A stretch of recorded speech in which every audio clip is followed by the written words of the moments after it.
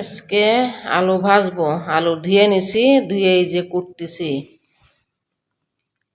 বারিক বারিক করে কুটতে হবে, পাতলা পাতলা করে।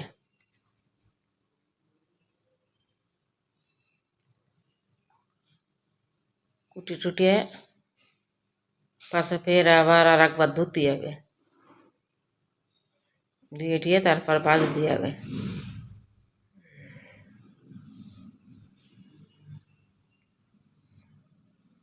আলু ভাজা এরকম ছোটো ছোটো করে কুটতে না, পাতলা পাতলা করে। আলু ভাজাগুলো ভাতের সাথে, রুটির সাথে, সপ্তাহের সাথে ভালো লাগে। এবার কাটা হয়ে গেলে আর একবার ধুয়ে নেব।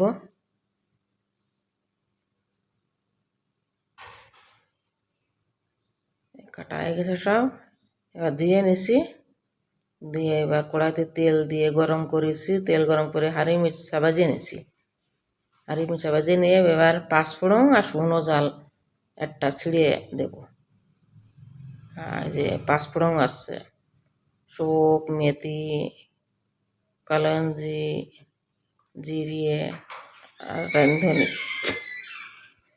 তারপরে ভাজা হয়ে গেলে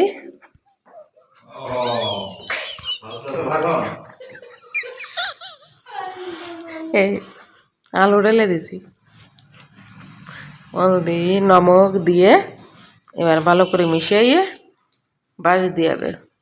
15 মিনিটের মতো বাজ দিয়ে হবে, ধীরে ধীরে করে বাজ দিয়ে হবে।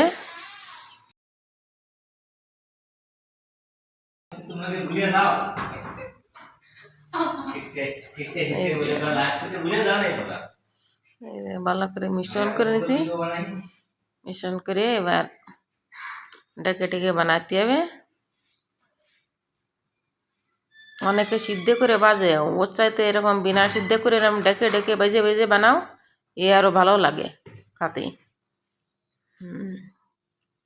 এই যে ডেকে দিছি, এরকম ডেকে ডেকে বানাইতে হবে। আর একেবারে সোনারি কালার হয়ে যাবে, তারপরে যে ভাজা হয়ে যাবে। এই যে ধীরে ধীরে সোনালি কালার হতে যাচ্ছে।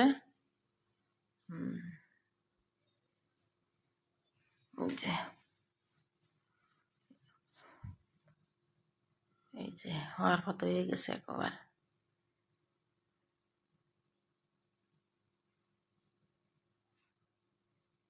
ভাতের সঙ্গে, রুটির সঙ্গে সবার সাথেই ভালো লাগে। যে হয়ে গেছে ভাজা।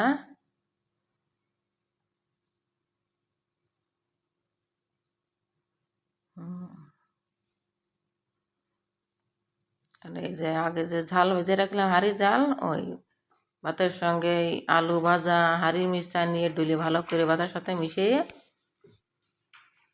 খাতে হবে, খালি খুব ভালো লাগে। এই যে ভাত, হাঁড়ি মির্চা, আলু এরকম মিলাইতে হবে, মিলাইয়ে খাতে হবে, খুব ভালো লাগে।